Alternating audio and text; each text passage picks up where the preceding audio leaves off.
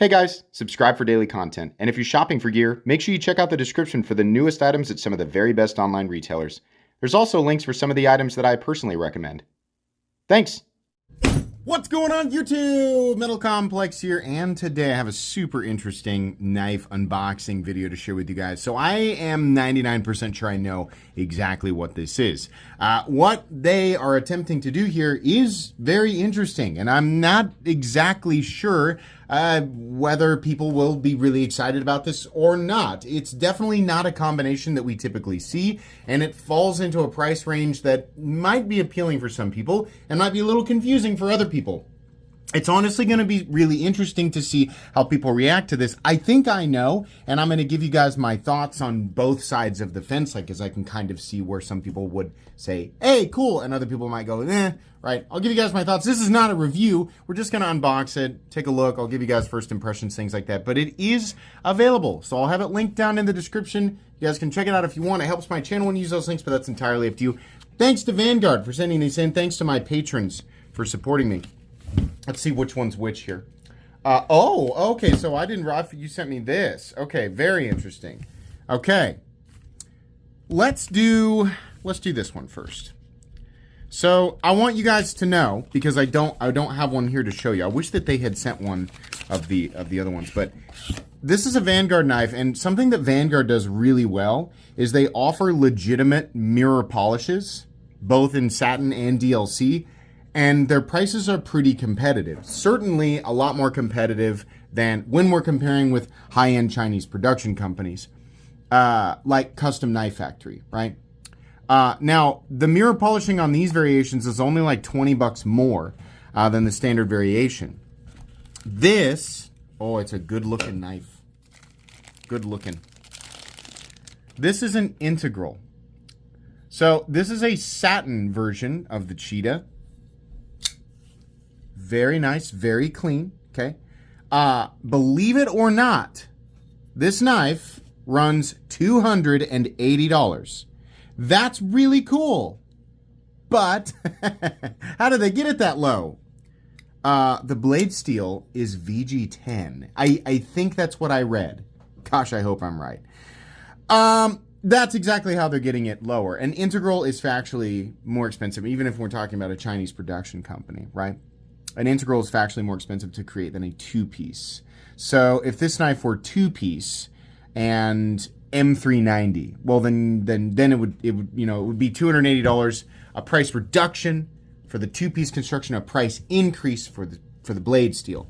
It's knives like this that consistently prove what I say about integrals. Really nice action though, really nice. VG10 is not a bad steel, not at all. In fact, VG10 is fine.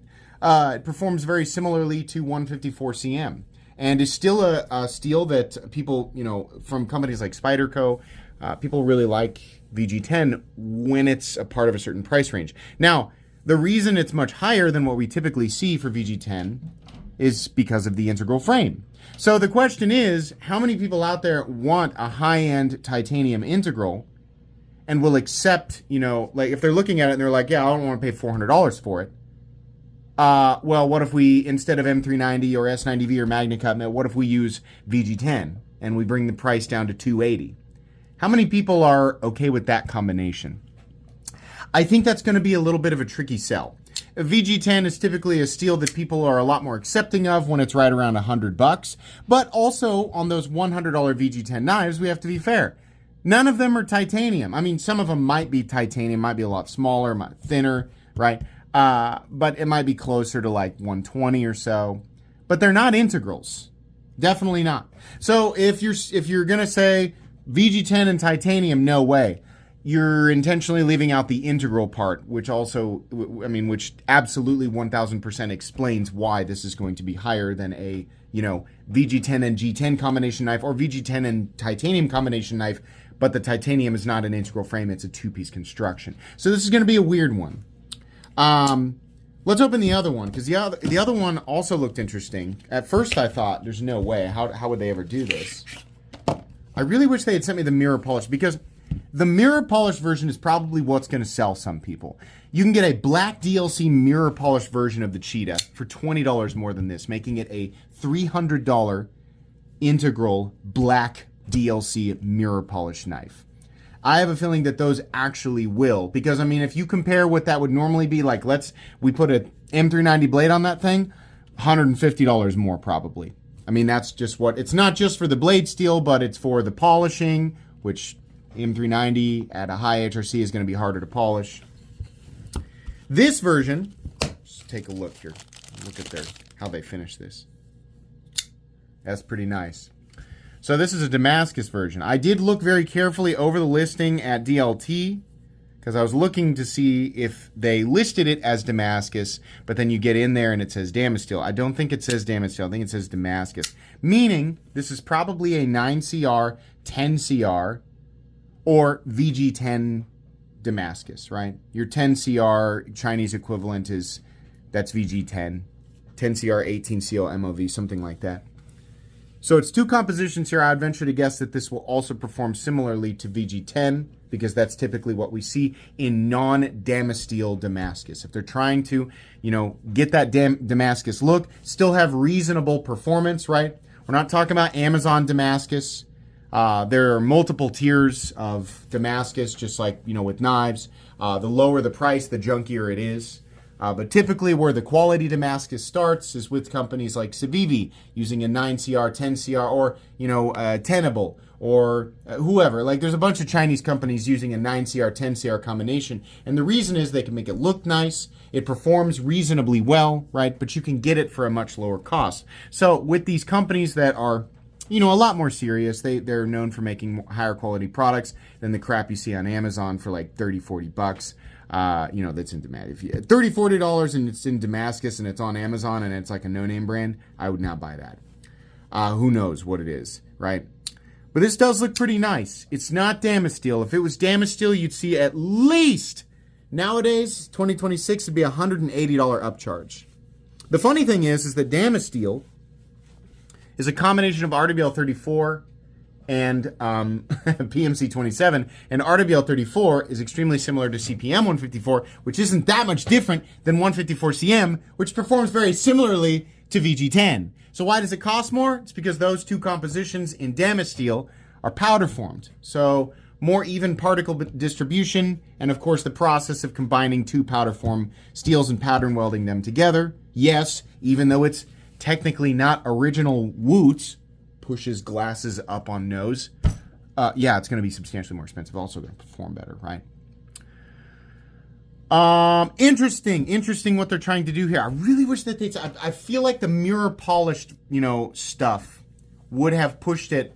If you're wondering, is there mirror polishing the real deal? It's like a 98 to 99% mirror. It's really nice. That's what Vanguard does best. And I think what they're trying to do here is test the waters and see, are there people interested if we make an integral, right? Because this is typically not what we see. You do not see sub $300 full-on, full-size or nearly full-size titanium integrals, especially with premium steel. You just don't. You see them up towards, 380 to 420, right in there.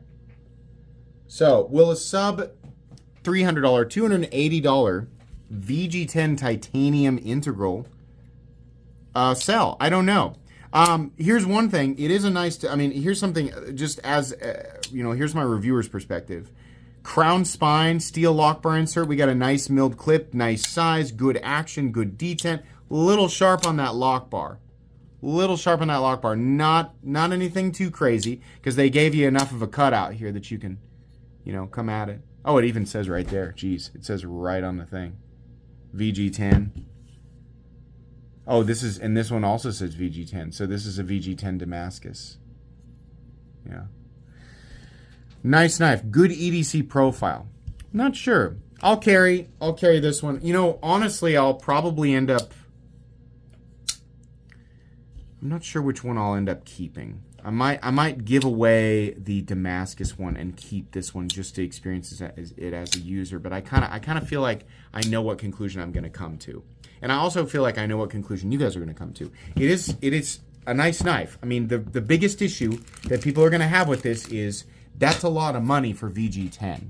That's what it's going to be reduced to. Even people who can understand, Yeah, you do have to calculate the titanium integral frame, but that's what it's going to be reduced to. A lot of money for VG10. So, cool knife though, definitely.